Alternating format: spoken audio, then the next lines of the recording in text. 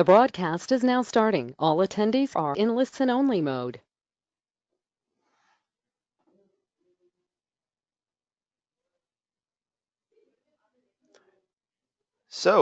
Okay, hi everyone, and here's Jonathan, and once again I will be your host for today's session. So this webinar comes as a follow-up to the last one we did back in May on BPMN modeling. So we thank you if you are a returning attendee. And once again, very popular session today. It confirms that these are clearly topical issues. So we feel very lucky to have Bruce Silver on board once again for this webinar on DMN. But before giving full control to Bruce, let me just quickly go over a few things. First, I'll just take a couple minutes to introduce Trizatech. After that, Bruce will step in and present today's session on decision modeling. During the course of his presentation, you may have some questions for Bruce. So please don't hesitate to use the questions widget on your GoToWebinar control panel. And we should have some time at the end. So Bruce will have a session of about 45 minutes. And so it should give us some time at the end to answer most of the questions. And we'll have a follow-up as well. So don't worry about that, guys. And last thing, we're currently recording the webinar. So you'll have access to the recording later on. I will send the link later today or tomorrow at the latest. So you'll have the opportunity to rewatch it and share it with colleagues. So for those of you who don't know Trizatech, very briefly, we're a software solution provider. Our tool is called the Digital Enterprise Suite and is composed of various components, as you can see at the bottom of the screen, all of which are helping organizations to not only become more efficient, but also more agile in delivering customer experience. So today's session is based on the Trizatech DMN modeler, which is part of Trizatech's decision management solution. And as you will see, the DMN modeler is a super intuitive tool and easy to use both for business and technical users. Also, you can validate your models based on method and styles best practices directly in the modeler, and you have access to method and style training to help you build the best models possible. So if you're interested in knowing more about the software, just simply let me know, and I'll make sure to send over documentation. We also offer a 30-day free trial, so you can just try the tool for free. And without any further ado, let me introduce our panelists for today. So even if I don't think that Bruce needs any further presentation, he's been one of the dominant figures in the BPM space for many years. You might know him for resources like BPM Essentials and BPMN Method and Style. He's providing training in business process and decision management. His latest book, the DMN Cookbook, is the definitive reference and guidebook to implementing the new decision modeling standard, DMN. So if your organization is looking to shift towards decision management, this is definitely a book you'll need to look. So enough for me, and let's get this started. I will give Bruce control, and have a great session, everyone.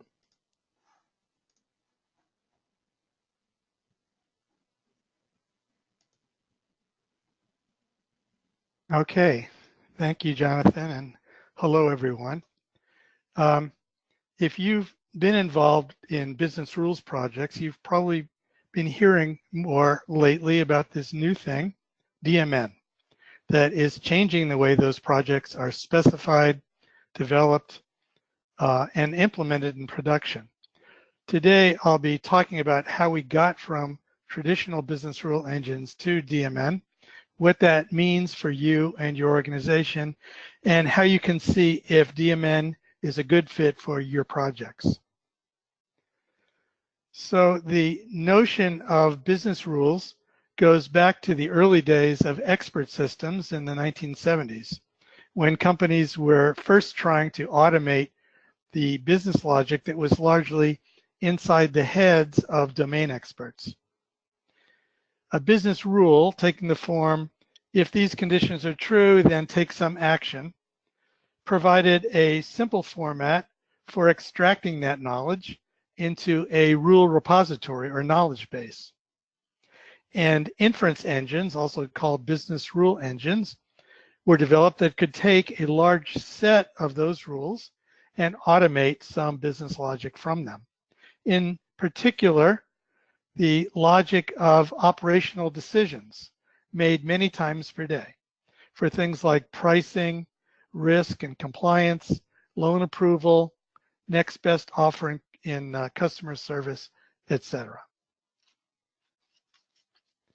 So business rules project teams were urged to go forth and discover the rules hidden in company policies and regulations, in application code, and in the heads of subject matter experts, and harvest them so that they could be centrally managed.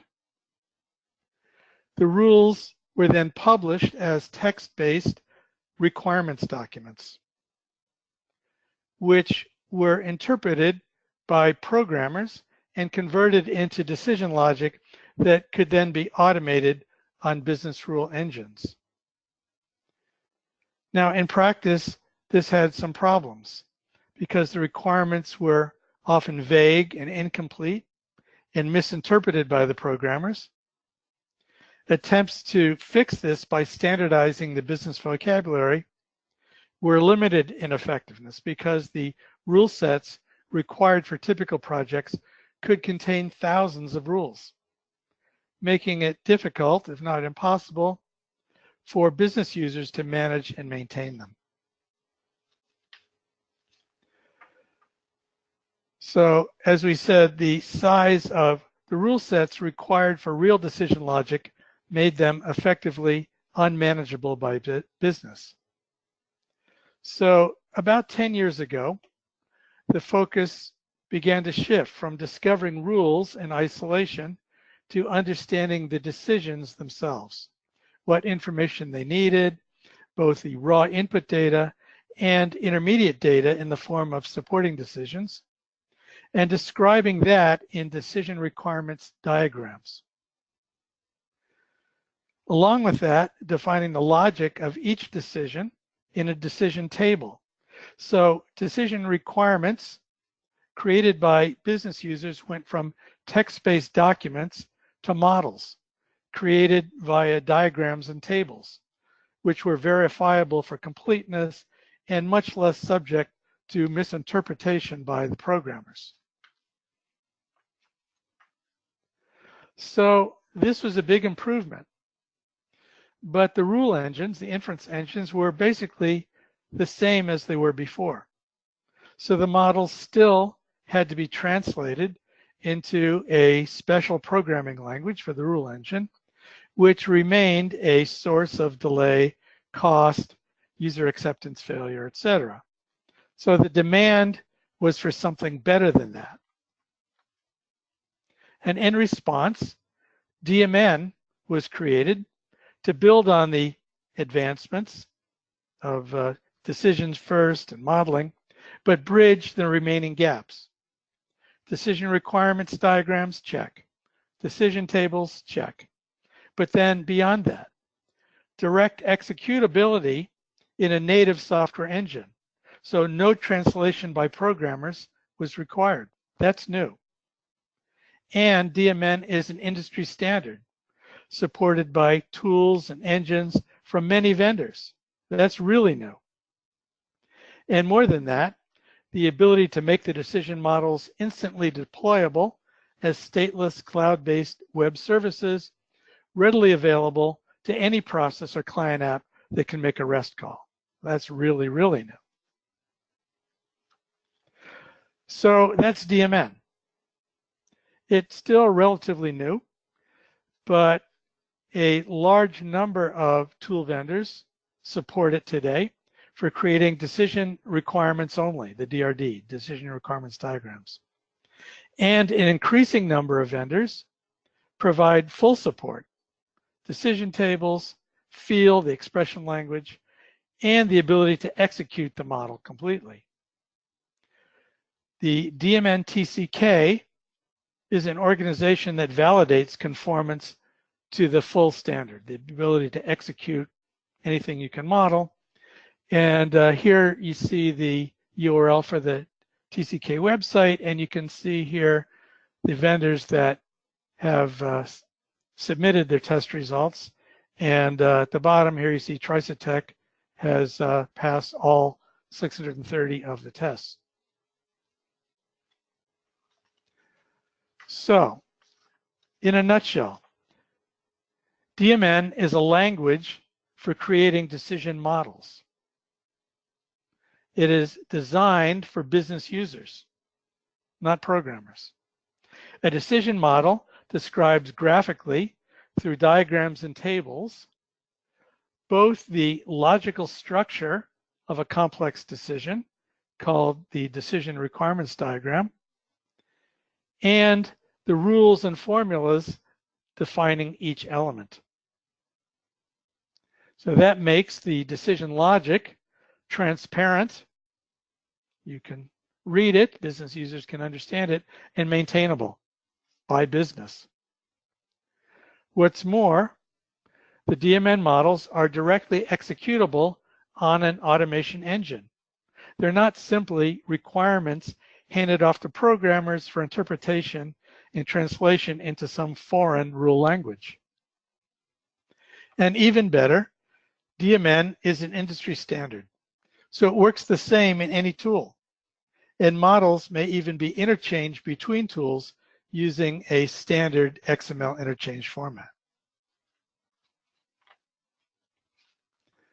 So, as I said, decision models are meant to be created by business, not IT. The diagrams are easy to draw, easy to understand. And unlike traditional requirements documents, they engage the subject matter experts. If you've been involved in business rules projects in the past, you know that getting the subject matter experts to participate in the project is one of the biggest challenges. So DMN, because it's visual, engages those SMEs, helps them understand the bigger picture, maybe beyond just their own narrow area of expertise, and makes them eager to participate in the project. That's really new. Now, while it is possible to use DMN only to create model-based decision requirements, which are handed off to IT for implementation in a traditional rule language, you can actually do it all in DMN. And I think that's better, but not required, but I think it's better. With DMN, you have the decision model as both the requirements and the implementation. So we have one language, one repository, one source of truth, not separate ones for business and IT. It breaks down the barriers between business and IT that tend to hamper business rules projects, and it allows a much closer, more agile collaboration between the business members of the project team and the technical members. So this has many benefits. Speed. Projects progress up to 10 times faster than traditional business rules project approaches. SME engagement. As I mentioned, experts in the business actually want to participate in the project. Insight through visualization. Visualizing elements of a complex business decision gives even experienced SMEs that aha moment when they suddenly realize connections in the logic previously unknown to them. Flexibility. DMN lets you model complex decisions that are executed either in a single step or in multiple steps. And those business decisions can include both human and automated decision elements. Transparency and auditability. It's not enough today just to make the decision. You need to understand how it was made. So with DMN, being visual, you can see in the tool exactly which rules were used in the final decision. All the logic is traceable for audit, for regulators, whoever needs to see how is this particular decision made. Ease of deployment. DMN models can be instantly deployed, one click, as a stateless web service, accessible to any business process or client app that can make a REST call, which today is most of them. So it's lighter weight. You don't need to have a giant system that all your business rules are embedded in, but these decision models can be deployed as lightweight services that can be invoked by any app or process. So even though DMN is new, it is worth your time to try to understand it better. So let's take a look at how DMN works. We start with the decision requirements diagram, or DRD. DMN, the DMN spec, standardizes the shapes and symbols used in the diagram. The rectangles you see here are decisions. There's typically one at the top of the DRD representing the question you're ultimately trying to answer, such as, should we approve or decline this loan application? So here, let's call it loan approval. That's the name of the decision. And it has possible values approved and declined. Now, decisions require information, inputs, and we show these in the diagram as solid arrows called information requirements, the incoming arrows. So let's say it's a home mortgage.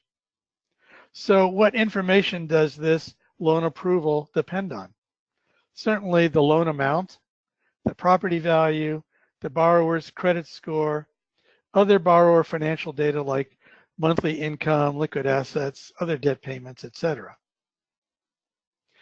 Information like this that comes from the loan application and service providers is called input data. And it's shown on the DRD as ovals, as you see here. The data type of decisions and input data define their domain of allowed values. And often we give names to those data types. So here the data type T loan approval is text with allowed values approved and declined, as you see here. A decision's value expression, also called its decision logic, includes the formulas and rules that determine its output value, here approved or declined, for a given set of input values, that is the values of this input data. Now, it is possible to describe the logic for loan approval operating on these input data elements directly, like it's shown here in this DRD. But that would be quite complicated. That logic would be quite complicated and difficult to maintain. So to make the logic more understandable and maintainable, we interpose additional supporting decisions, like you see here, LTV, DTI, that makes supporting decisions which are dependent on the input data. And this simplifies the logic for each decision node, each rectangle in the DRD, but it does make the DRD more complicated. You've got more shapes in the diagram. For a home mortgage, for example, those supporting decisions might include the loan to value ratio, LTV, which is based on the loan amount and the property value, and the debt to income ratio, DTI. So now the DRD looks like this, a diagram that breaks down separate aspects of the overall decision into smaller specific decisions. So here you see that loan approval depends on three inputs, it has those three incoming arrows, information requirements, the loan to value ratio, LTV, the credit score, and the debt to income ratio, DTI. Now DTI is based on the loan payment, the borrower's other debt payments, the tax and insurance payment, and the borrower's income. The loan payment depends on the loan rate, which in turn depends not only on the current best rate offered by the lender, but also the borrower's credit score and LTV. So all this additional detail we will need to add to the DRD. And you may wonder why DTI depends on the loan to value ratio and the credit score. That's because since the financial crisis of 10 years ago, lower credit scores and higher LTV mean higher risk, which results in a higher loan rate, thus higher monthly payment, and which affects the debt to income ratio. So the DRD describes the structure of the decision, its component elements. Each decision in the DRD requires a value expression, a set of rules and formulas that determine the output value from the values of the inputs. For conditional logic, if-then logic, we generally model that value expression using decision tables. In a decision table, the inputs are the columns, inputs and outputs are the columns, and each numbered row is a rule. And the cells, the input cells in a rule represent conditions, and if all the input conditions for a rule are true, the rule is said to match, and we select its output value as the value of the decision. So the first rule here says if the credit score is greater than 680 and DTI is less than or equal to 45% and LTV is less than or equal to 80%, then it's approved. The second rule says that the credit score is in the range of 620 to 680 inclusive, and DTI is less than or equal to 36%, and LTV is less than or equal to 80%, then it's approved. And the third rule says otherwise, all hyphens in the rule means otherwise, declined. For arithmetic calculations and the like, we don't use decision tables. We use text-based formulas called literal expressions in DMN's standard expression language FEEL. FEEL, even though it's a sort of a language, it looks like code. It's not really code. It was designed for business users, not programmers. I would say it's like Excel. No one would say that that is a tool for programmers. You type things into cells in a table, and it calculates a result. And FEEL is like that as well. So here is the FEEL literal expression for LTV, the loan to value ratio, which is just the loan amount divided by the property value multiplied by 100 to make it a percent. Now, there might be certain decisions in the DRD where you say, I don't know how to model the logic that computes the output value from the inputs. I understand what it does, but I don't know how to write that formula in FEEL. For example, the risk-adjusted loan rate offered to the borrower based on the current best rate, the credit score, and LTV. I mentioned that. Since we're a bank, we use that formula all the time. So someone in our shop has already modeled it as a reusable function called a business knowledge model, or BKM, and saved it in a library. The library here is called LLPA. So all we need to do is import it into our model and invoke it. Somebody else has built it. Invoking it means we pass values to the BKM's inputs, called parameters, and it gives us back the result. So here in the DRD, you see that rectangle with the clip corners, that's a BKM. And the dashed arrow represents invoking that BKM, passing values to its parameters and getting back the result. And we also do that for the loan amortization formula. Based on the loan amount the loan rate, and the term. That's another formula, kind of complicated arithmetic formula that's used all the time in lending. So we don't have to be able to derive these formulas, understand them, or even type them in. All we need to know as business users is be able to pass values to its parameters. And that's easy. DMN 1.2, the current latest version of the standard, has also added support for decision services, which are like BKMs on steroids. We can import those and invoke those in the same way. Again, these allow your model to invoke chunks of decision logic created by other more technical modelers or subject matter experts.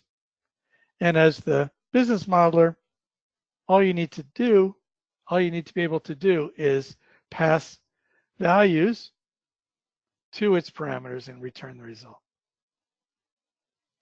So note how this is different from the old way of creating requirements handed off for translation by programmers into another language and hoping they understood it and got it right. So in DMN, more technical modelers and subject matter experts can create fragments of decision logic in the same language in DMN, decision tables, field expressions that you incorporate directly in your decision model. So it's both business friendly and fully executable. And that is a big deal. Now, I mentioned earlier that a key advantage of decision models over the older style of text-based decision requirements documents is that models can be checked for completeness, consistency, other errors. And the DMN standard actually does not prescribe how this is done. And each tool, in fact, does it differently. The TriceTech DMN modeler, as you see here, has two separate validation checks. Those are the boxes outlined in red here in this diagram. The validate button checks that the model can be compiled and executed, meaning it's not missing bits of decision logic or contains syntax errors. The DT analysis, decision table analysis button, does something different. It checks decision tables for violations of best practices. For example, gaps in the rules, the table is not complete, or rule overlaps giving table inconsistency, or subsumption, meaning when two rules could be combined into a single rule, etc. So here in this table, you see it has gaps and it has a hit policy violation. The code in the upper left corner here, U, says what to do when multiple rules match. And hit policy U, meaning unique, does not allow multiple rules to match. So here we see that there's a gap in completeness when the credit score is greater than 660 and DTI is greater than or equal to 0.35. And inconsistent output overlap when the credit score is equal to 660 and DTI is greater than or equal to 0.38. And also subsumption error for rules 2 and 4. They could be combined into a single rule. So one button and you can instantly find these errors. And having created a lot of decision tables for my book and training, I can tell you that even someone fairly knowledgeable as I am about how DMN works, it's easy to make these errors. They're mostly typos. Very easy to make them. And so you depend on your tool being able to find them for you. That's a very nice thing about this particular tool. Now, let me say something here about the importance of executability in a DMN tool. You might hear some people insist that business users, business people, should go nowhere near executable decision logic. I see this, I read this all the time. And that's just nonsense. I'm not saying business users are going to create models and deploy them into production on their own with zero IT involvement. Nobody's saying that. You're still going to need IT for testing, staging, deployment, all that DevOps stuff. But if you want to create decision logic that actually works, is correct, you need to be able to test it yourself to see that the results make sense.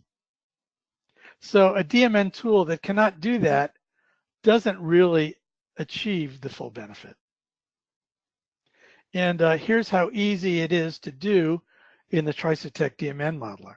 So we have our DRD with the value expressions defined for all the decision elements. And we validated the model and checked all the decision tables using those validate and DT analysis buttons. Now in the execution ribbon test panel, the tool asks us to enter test values for the input data elements. And we click run and we see the results for all the decision nodes. Do they make sense? Without doing checks like this, we can't be sure that the decision model is correct, because it's certainly possible to create a decision model that validate says no errors, has no syntax errors, no missing expressions. DT analysis says no gaps and overlaps, but it still has a typo, or it's, you used a decimal instead of a percent. It's very easy to make these mistakes and get results that are just wildly off base. So here you see on the left, the panel, we've entered some test values for the input data. Those are the ones listed under where it says page 1, that's the DRD page. Those are the input data elements for credit score, loan amount, property value, and the borrower attributes.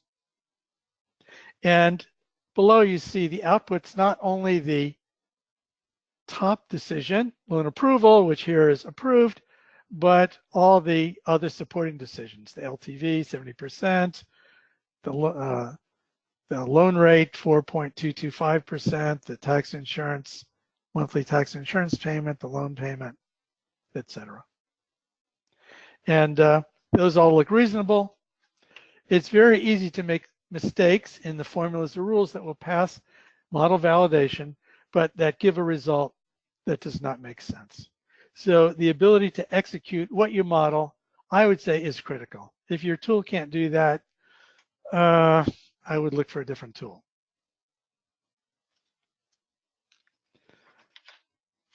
All right, now also note the Cloud Publish button right next to the test button. That's the one that we use to generate the test results.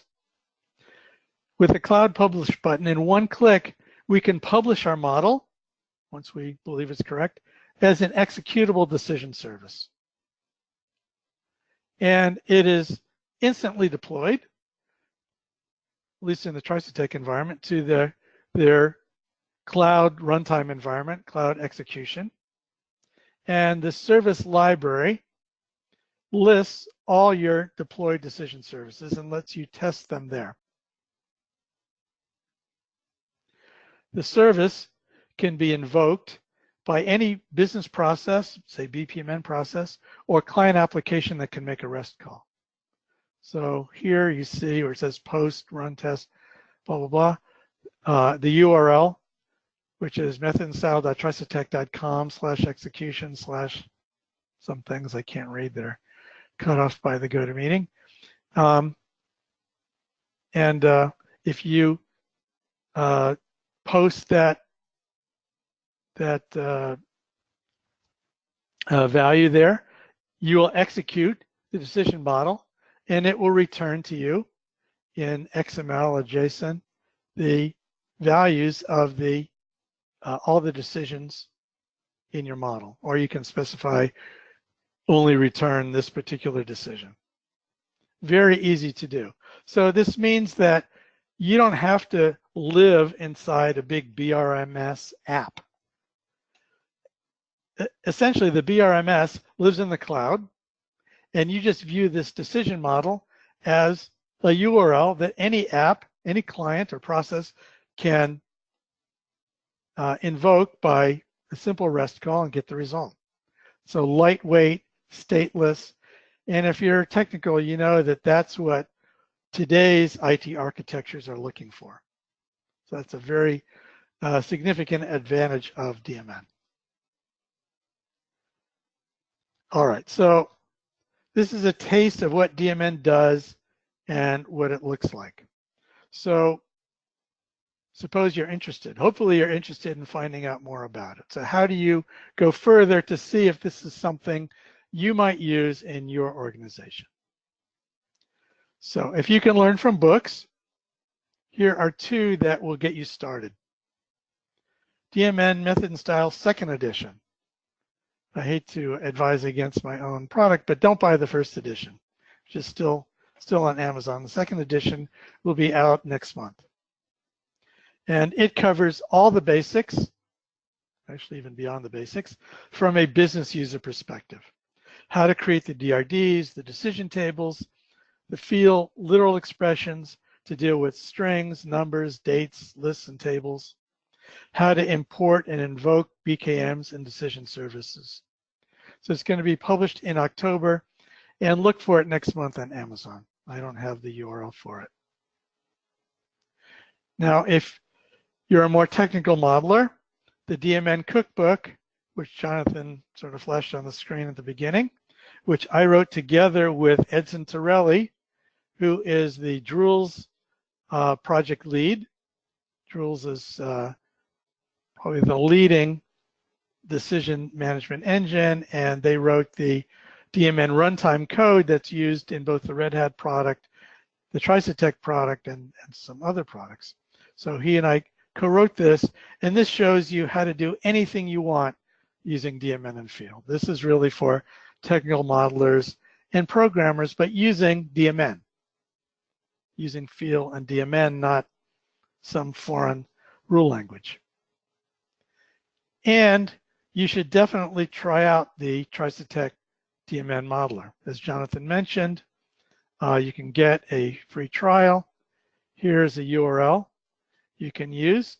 Click on that, trizetech.com/method and style trial, and you'll get a 30-day use of the tool where you can play around with all aspects of it. So I really recommend that. And the software even includes a tutorial, which is essentially the first part of my training to help you get started with the tool. Now, the best way really to learn DMN is training, hands-on, training and certification. So we have 2 classes. I offer 2 classes, DMN Method and Style Basics and DMN Method and Style Advanced. The Basics class essentially covers the first half of the DMN Method and Style 2nd edition book. But beyond a book, it has lots of exercises, hands-on with the tool, quiz at the end of each chapter, each section of the training, and most important, post-class certification. Post-class certification I found through a decade, over a decade now, 11 years of doing BPMN and DMN training, is where students really learn the material. So it's based on an online exam and a mail-in exercise that has certain required elements that I review. And if it's not perfect, I will point out the errors and ask the student to fix and resubmit. And it's in the process of that fixing and resubmission and studying for the exam that the material presented in the class really sinks in. So I totally recommend that. You have 60-day use of the tool to complete the certification. So here on the left, you see the outline of DMN Basics, where you're going to learn basically about everything that I talked about today in this webinar, how to actually do it for real and become proficient at it. And the DMN Advanced outline is on the right, which kind covers the second half of the book. It's more about feel, some of the advanced expressions beyond decision tables and literal expressions, things like context, handling tables, iteration, sorting, things like that. And so I recommend that. So the training is available over the web on demand, video, includes 60-day use of the tool, plus certification, as I mentioned, based on exam and mail-in exercise.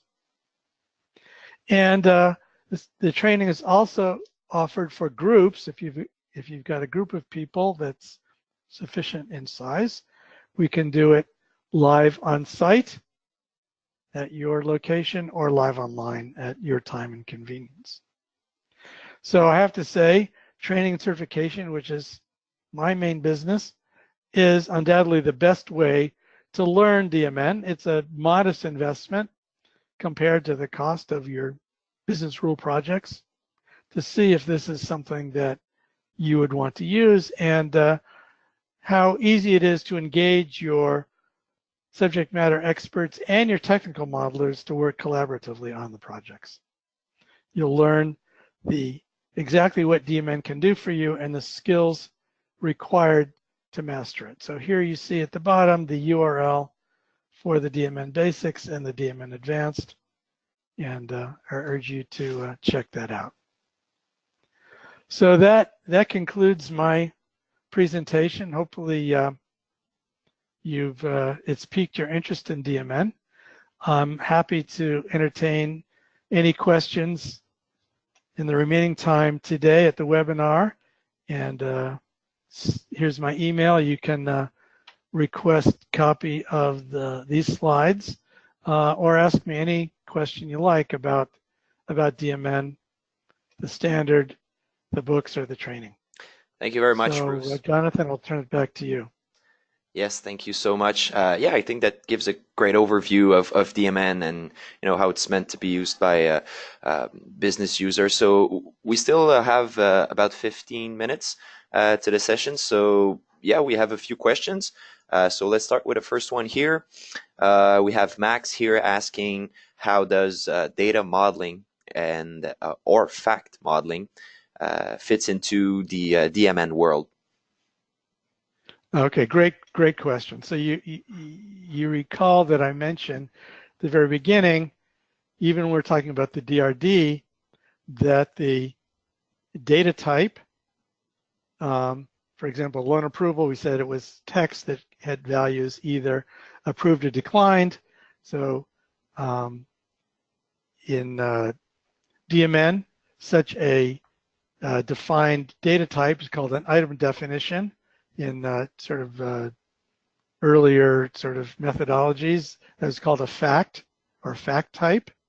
And it's very important to be able to do that. And so DMN provides basically a specification for how you do that, what are the allowable types. DMN does not provide a defined user interface for defining data types, but it's extremely important. So I would say each tool does it differently. Trusted Tech has a nice way to do it. And the good thing about data modeling, so I would say it's a critical part of a decision modeling. It's described in the book, it's described in the training, how you do it. And the great thing about it is that the DRD, that diagram of, maybe I can show it here if I can find one of these slides that has a DRD. Yeah, this one.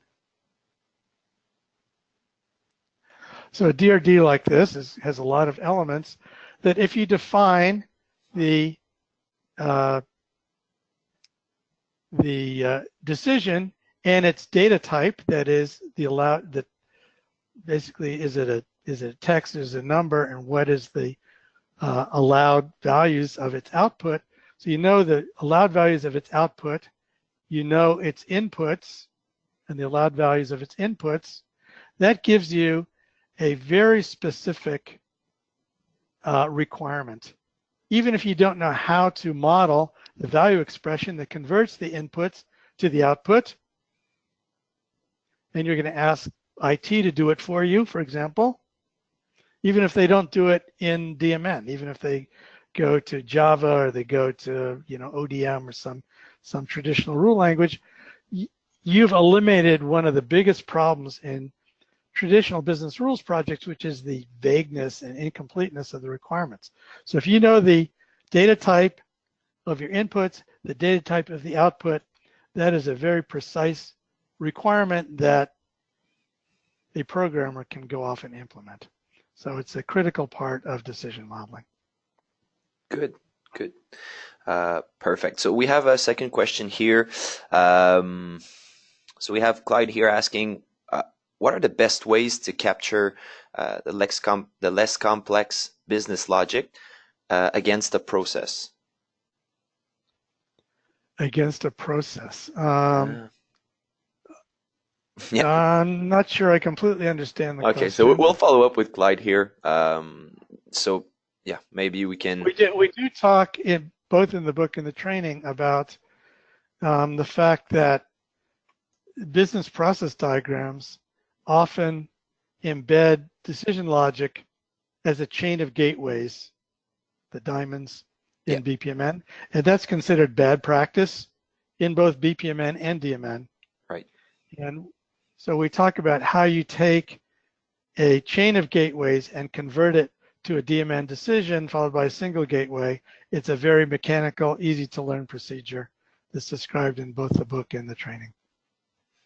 So it's kind of the interrelation between the process model and decision model.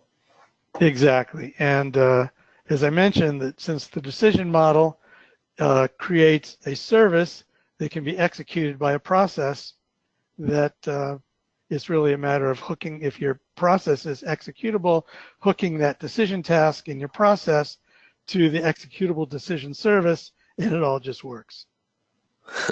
Perfect. Thank you so much.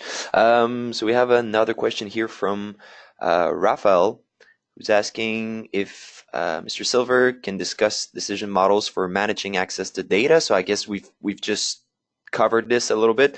So criteria mapping for automating, for example, approval or rejection. I think you just pretty much covered it, right? I think so. I mean, it's a matter of creating the requirements, like you see here, breaking it down into simpler decisions, where you've defined the allowed values of all the elements, and then the value expressions, whether those are literal expressions, decision tables, or invocations, that convert the inputs to the output. So that's the general procedure, and it's a matter of just drilling down. Okay. It's accessible to business users. Perfect. So we have another question here, good question by Doris, who's asking if the DMN decision naming convention is the same as in process modeling, for example, verb, noun. No.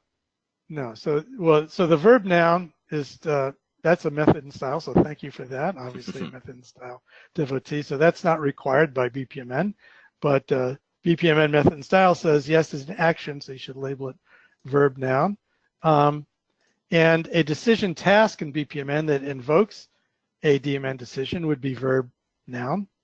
But the names of decisions are typically, in DMN, are typically nouns. They're typically nouns, not verb noun. Okay, perfect. So we have another question. I guess we still have time. So maybe a bit of a specific question here from Caesar, who's asking how DMN supports implementation of business rules that involve checking value against a list. Okay. There's a number of ways, and so let's say there's an operator called in, so you could say is X in my list. That would be true or false. You could also have a filter